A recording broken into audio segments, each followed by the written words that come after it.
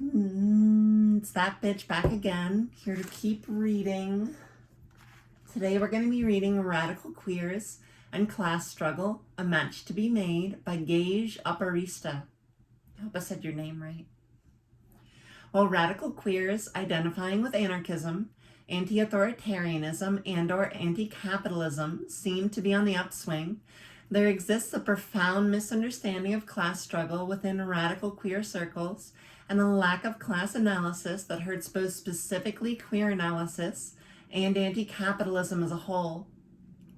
Let's face it, the task is not to queer anarchism, which has become a signifier for every countercultural, edgy activist project out there, to the point where it now has as little shared meaning among radicals as queer does in the radical milieu. The task is for radical queers to become class struggle militants. We need to be constantly conscious of moving forward, a holistic queer practice, one that examines the conditions of the lives of all queers, and also that locates those lives in the larger context of the struggles of all workers and all the oppressed. This is not only a position of solidarity and a refusal to leave other queers behind, but is also the realization that queer liberation is inextricably tied with the self-emancipation of the working class. Queers, like other oppressed groups, are hit particularly hard by capitalism, and this is especially true of the queers most often erased, ignored, or left behind by queer and feminist movements. Queers of color, trans and gender nonconforming people, queers with disabilities, and queer sex workers are some examples. Many queer anarchists and other anti-capitalists come from anti-oppression backgrounds, and while analysis in anti-oppression circles continues to improve and greater understandings and explications of intersectionality continue to be the case in those circles, a good critical anti-oppression analysis is not enough. We need to be both anti-capitalists and to understand how capitalism functions to truly understand the conditions of the lives of the working class.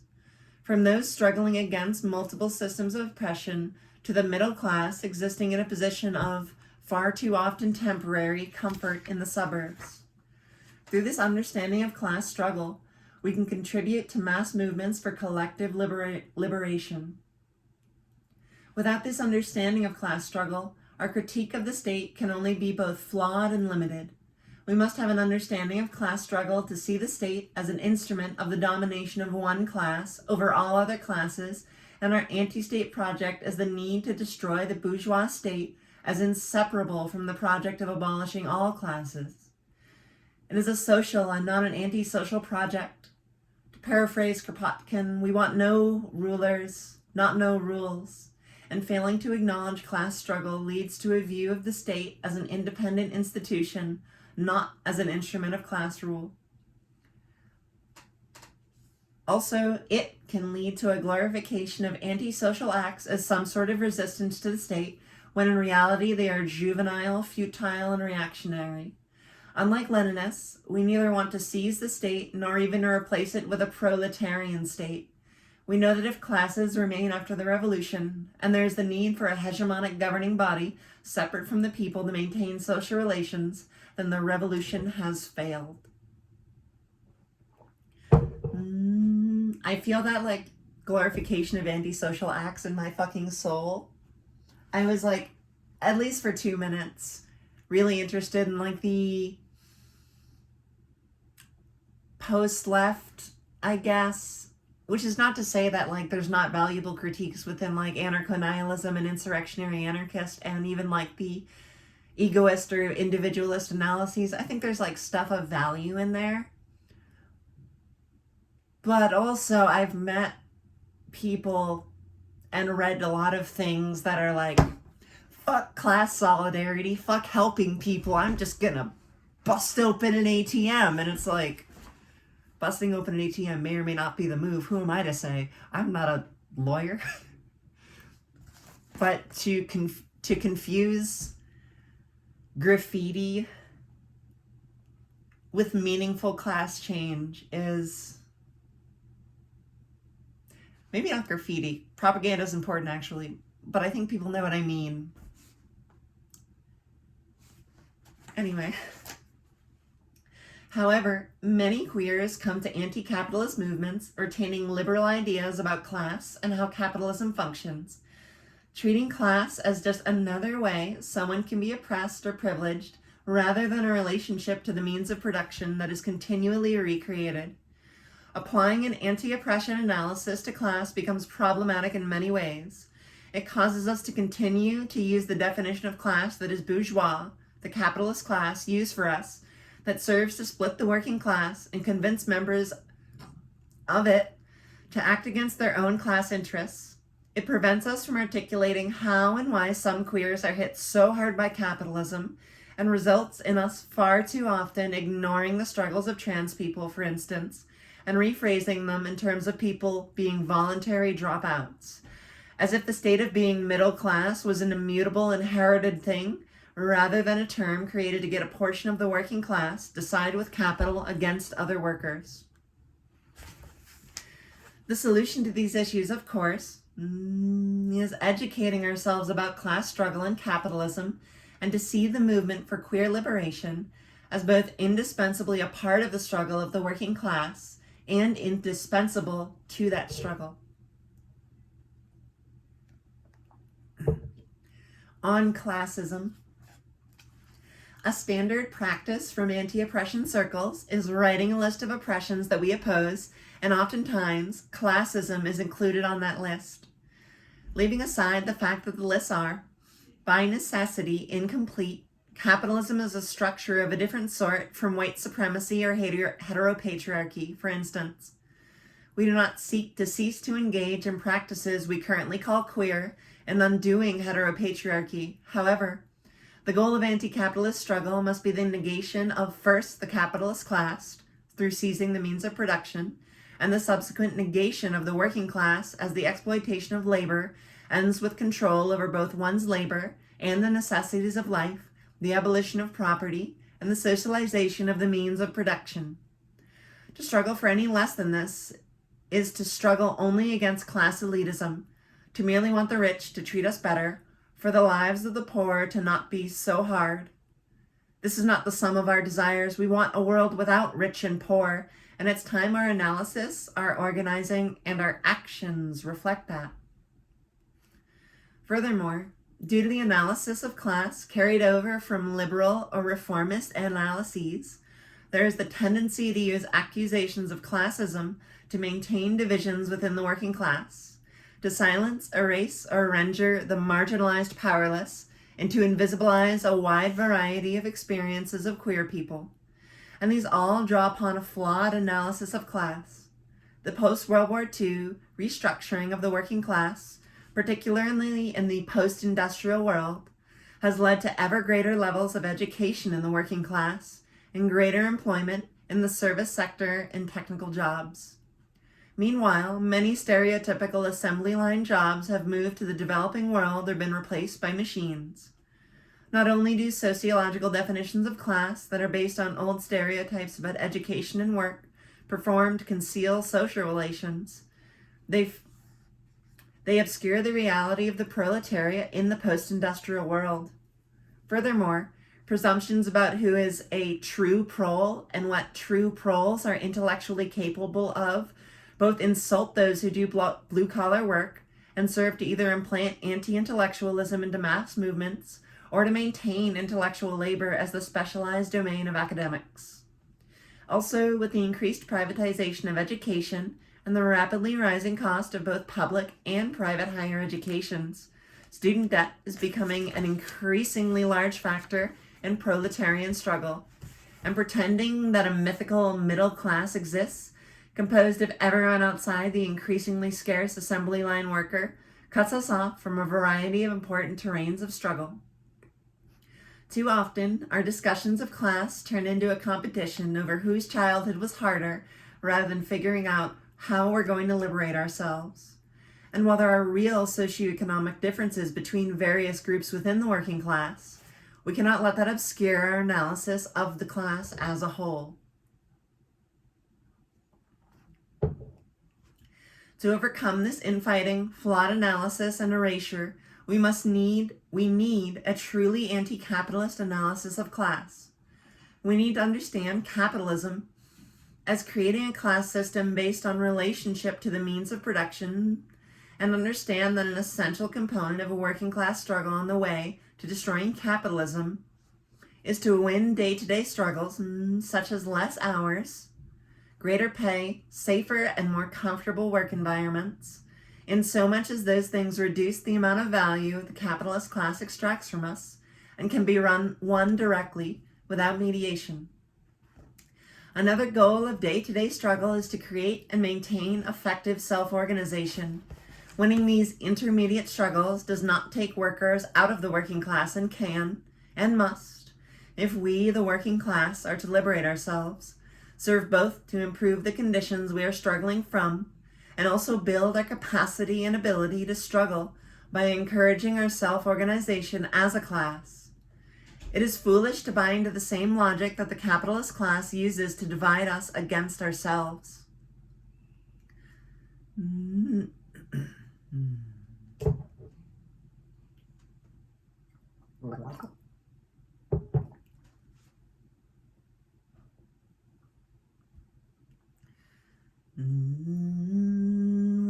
two, three, four.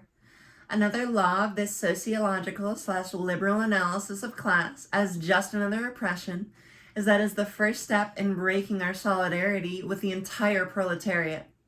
When we view class as a way that the poor are oppressed and the so-called middle class and capitalists are privileged, with capitalists merely more privileged than the middle class, we inevitably fall into arguments of who is working class enough. Did the queer who grew up in a single-parent home in poverty cease to be working class when she worked her way through school and became a teacher? Is the struggle of a trans person who is unable to get steady work under capitalism illegitimate due to the fact that they grew up in a two-parent household in the suburbs? It's me.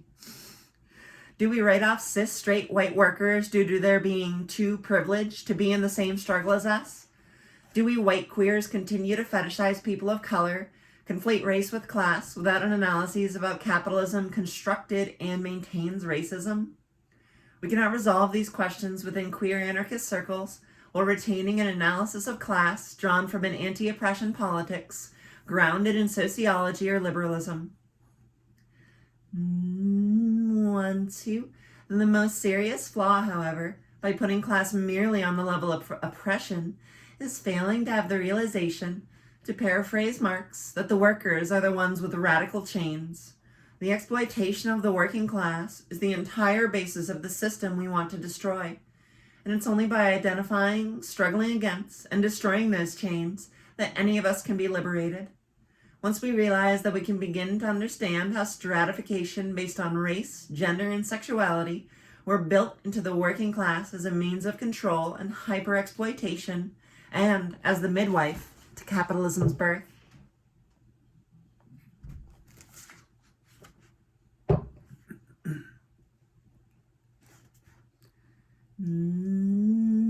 Beyond the limits of identity politics, queer arose as a critique of the assumption that underlie identity politics.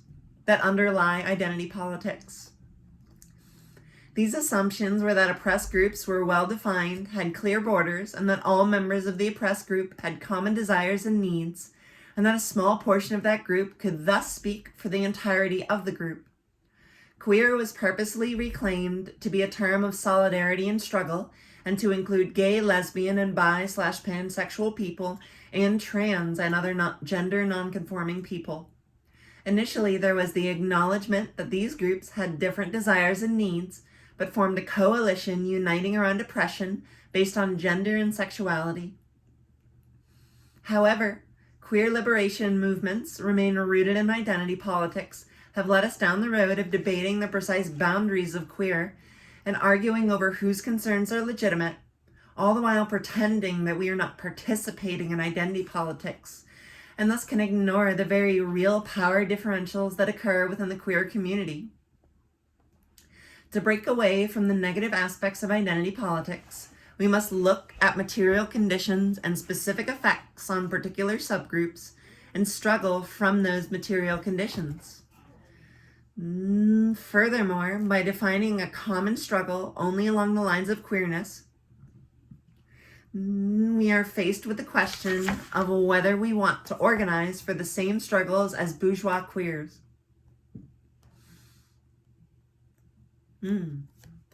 Like fucking Miss Jenner. While queer anarchist / anti-authoritarian / anti-capitalist circles make a big point of espousing anti-assimilationism and anti-capitalism, often the analysis deteriorates into, quote, being like the straights is bad, unquote.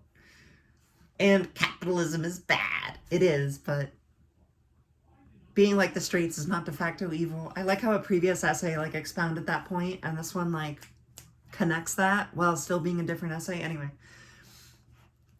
By generalizing the straights as a coherent group that hegemonically oppresses the queers, and that the reason we don't want to assimilate is because we don't want to be like them, it becomes both too easy for us to ignore struggles that do not directly touch the entire queer community, and to reduce anti-assimilationism into nothing but a way to police the desires and identities of other queers. Very based analysis. We need to oppose the institution of state-sanctioned marriage because it strengthens the nuclear family as the consumptive and reproductive unit of capitalism, not because many straight people get married. I know a lot of queer people get married too. Trying to invert the relationship hierarchy to shame people who are happy with a long-term relationship and shared household with a partner does not bring us a step closer to ending capitalism and ending oppression. It merely is one method by which queers police the identities, expressions, and ways of life of people in our community. If anti-assimilation is to be of any value, it needs to be founded on the idea that we want to destroy the current order and help build a better world, not keep ourselves separate from the straights because queers are somehow a well-defined group that do not find themselves as part of any other group and can be kept apart from the rest of the world. There's literally heterosexual trans people.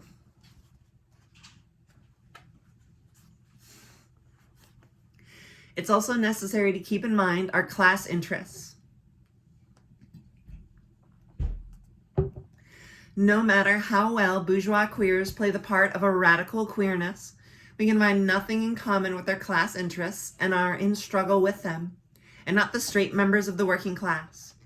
If we assume that our commonality lies in our queerness, not only can we be forced to ignore the other ways in which we are oppressed, we also assume that bourgeois queers are our allies and straight working class people are our enemies when we want only one thing from bourgeois queers: to take back that which is rightfully ours and share it in common amongst ourselves according to our needs. This is the same thing we want from bourgeois straights, and a desire we have in common with more and more straight members of the working class every time class recomposition occurs. Without incorporating an analysis beyond identity, we are unable to go beyond the limitations of identity politics, while an understanding of intersectionality helps us to understand that some queers face issues that other queers do not. Intersectionality is not enough. It does not address the fact that the interests of bourgeois queers are in direct contradiction to the interests of the majority of queers. And while this conflict can only be resolved through furthering class struggle and ultimately by social revolution, we need to be wary of critiquing identity only to create a singular in-group and a singular out-group, and having the composition of that in-group have more to do with hipness and popularity rather than sexuality or gender.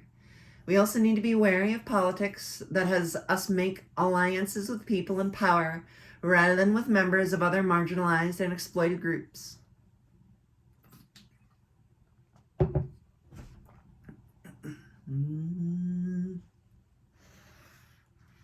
We have more class solidarity with poor white people living in rural areas than we do jerk-offs like Caitlyn Jenner.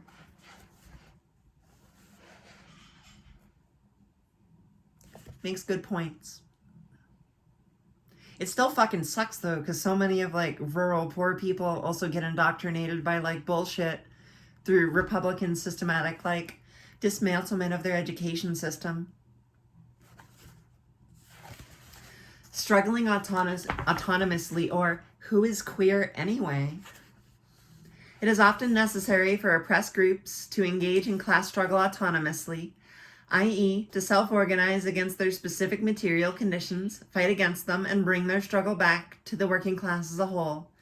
While I am about as interested in arguing the precise definition of queer as I am about arguing how many angels can have a circle jerk on the head of a pin, it's pretty clear what queer in general is: the state of not being heterosexual and/or the state of being transgender queer or gender nonconforming. This, in the main, is the definition that has been used for queer as a reclaimed term for solidarity by queer communities in struggle for decades. While queer is a purposefully imprecise term, we should avoid it becoming either a hip label or something that only belongs to those we agree with politically.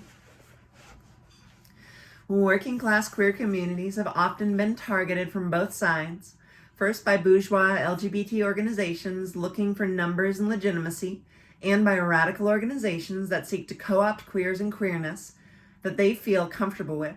Both sides erase and silence the queers they are not comfortable with. Ultimately, working class queers need the ability to self-organize, and to do that, they need to not be controlled by either bourgeois LGBT organizations or radical organizations coming in from the outside to lead them.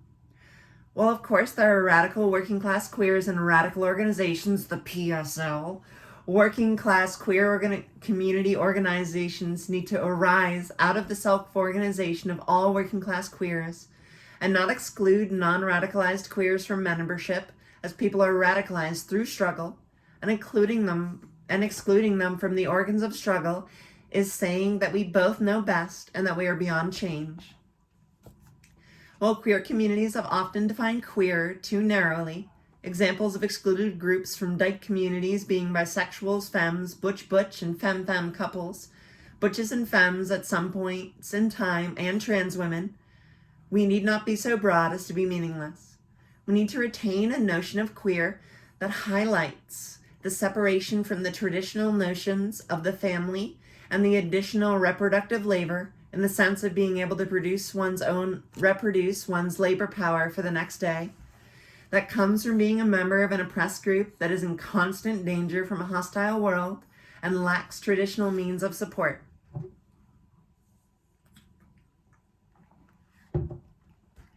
One, two, three. If we want queers to be able to join in the broader class struggle, not like we haven't been there all along, we need spaces and organizations where we can approach the class struggle from working class queer standpoints.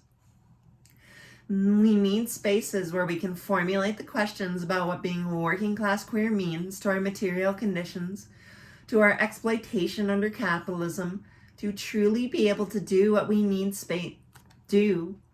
we need spaces where we can form organizations that don't need to make every hetero radical comfortable, in spaces that aren't controlled by bourgeois queers.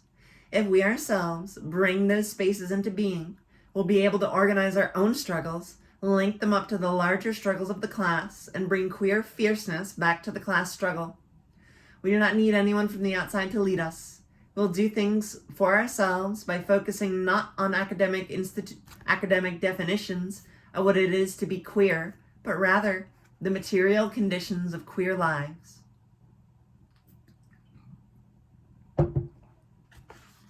The dead end of anti-assimilation. Anti-assimilation, in so much as it has been a critique of the bourgeois co-optation movements for queer liberation, has been valuable. Anti-assimilation, in so much as it has been hostile to seeing queer struggles as part of the larger class struggle, as it has policed the identities of queers by casting out queers who can pass, trans people who access medical transition, monogamous queers, queers who must be closeted in their working lives to attain employment, has been a hindrance.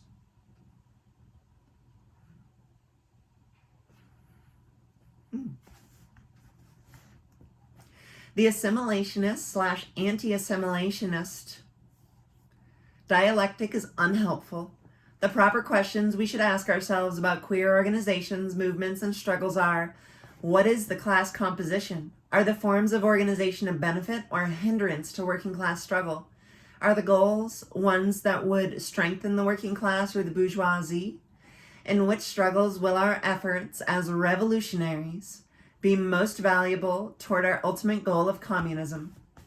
We must also ask, how we can broaden the struggle. What opportunities does each queer struggle bring to the spread of the rest of the working class? These are far more important questions to me than whether the queers participating in the struggle reach an appropriate level of anti-assimilationist purity, which often at its core is just a reflection of the stratification built into the working class, twisted on the surface, but true to that stratification at its core.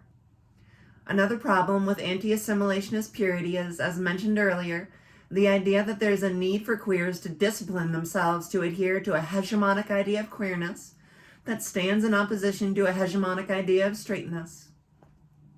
We ran into the danger of cutting out far more queers than we should desire to struggle alongside than those whom we do not wish to struggle alongside. Our comrades being working class queers who may be monogamous, vanilla, or gender conforming, for instance.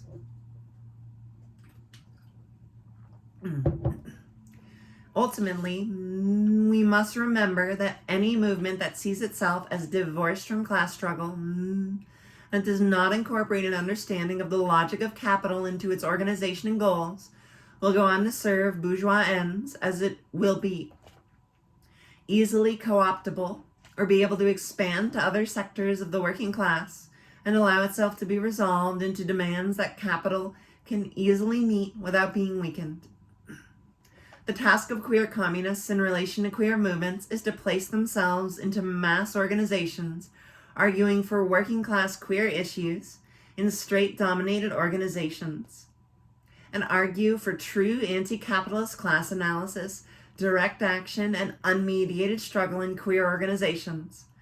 We cannot afford to seclude ourselves in a radical queer bubble, divorced from radicalized straights and non-radicalized queers, nor can we afford to dilute our politics in united front-type politics. Instead, we see the need to form both specific political organizations with a great deal of unity and to advocate for our revolutionary ideas in mass organizations.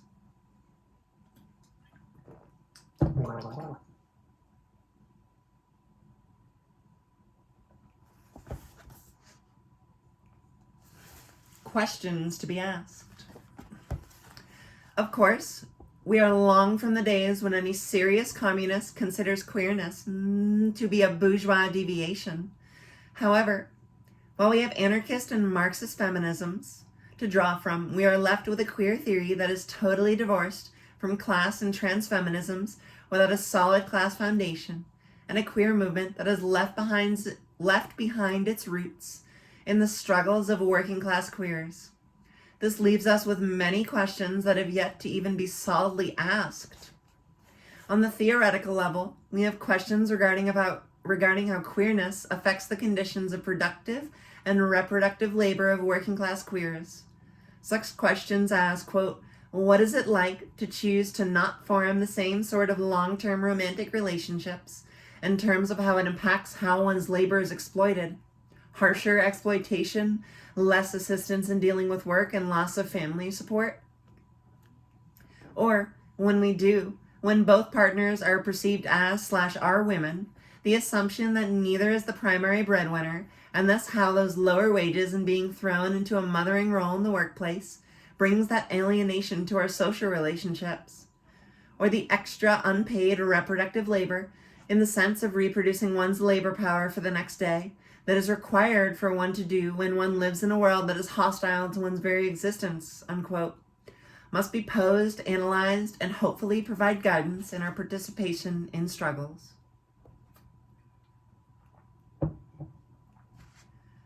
One, two, three. On a somewhat more practical level, we have questions as, quote, where are the potentials for broadened struggles that originate among working class queers?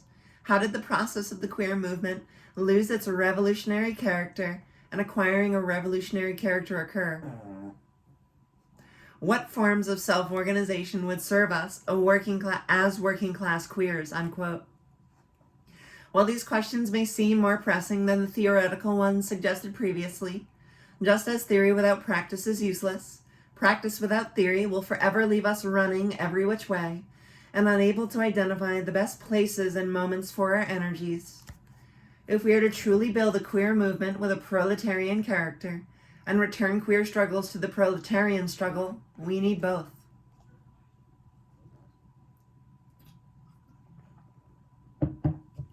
Conclusion. Queer anarchists are faced with a choice. Do we stay with an analysis based on identity and see our liberation as an independent entity? Or do we directly engage in class struggle with the rest of the working class and see our liberation as inextricably linked with the liberation of all? One choice politically isolates us and can lead to us to make alliances with the capital that exploits us and harms the self-organization of mass movements. The other has the potential to lead to true liberation. As divided we are weak, but united. Nothing in this world happens without the sweat on our brows. This is not to say that queers can only take from class struggle and give nothing in return. Many of us have been cast out of our families of origin and can provide a lot of practical experience in creating new communities of mutual aid and solidarity. We provide our own unique viewpoints on the operation of oppression, and by observing how it has created divisions in our own communities and disrupted our struggles for liberation, we can provide a lot of first-hand knowledge of how intersecting oppression and power imbalances can harm and derail the struggle of the proletariat. We have in the past mobilized large numbers of us when our community was threatened, acknowledging the power imbalances in our community, how portions of our community were disproportionately affected, and how the crisis went beyond our community. We came together to respond to the initial phases of the AIDS crisis and to directly struggle against the neglect of the state and the profiteering of corporations, but have subsequently, with the power and influence gained by bourgeois queers and their organizations, been told to turn our attention to inclusion in marriage and the military, against our own interests and abandoning those of who are multiply marginalized. We can retake that power by identifying the ways queer members of the working class are affected by struggles around unions and struggles toward workers' organizations that are not merely the negotiating agent between labor and capital. Housing, access to healthcare, and the disproportionate effects of environmental destruction on the working class and oppressed groups, and against controls on immigration and toward a world without borders, in the form of nation states and in the form of constraining bordered and policed identities. By identifying how queers are affected by these struggles, we can form bonds of true solidarity with other communities in these struggles, communities that many of us are already a part of. By building mass movements truly self-organized by the people in struggle themselves, and seeing how our issues are interconnected, we can bring about a serious challenge to capitalism and the state.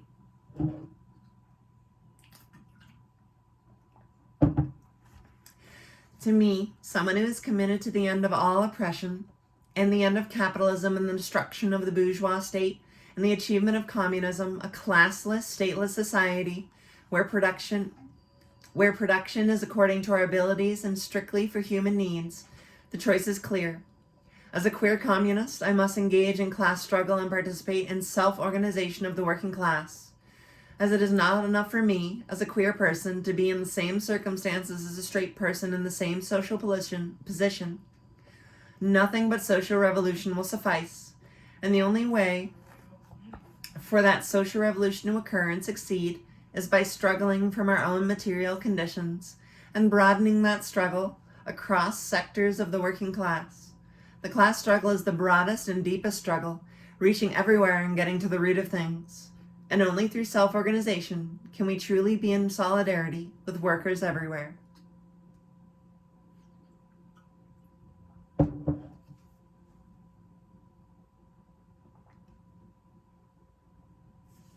And then there's some recommended reading from the writer.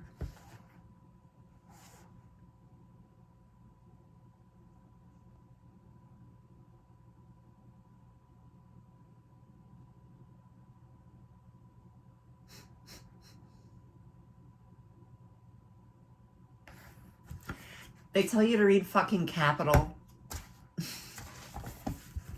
I mean, I want to talk. I haven't read Capital, so fuck me. I just read other people's reformulations of the same ideas.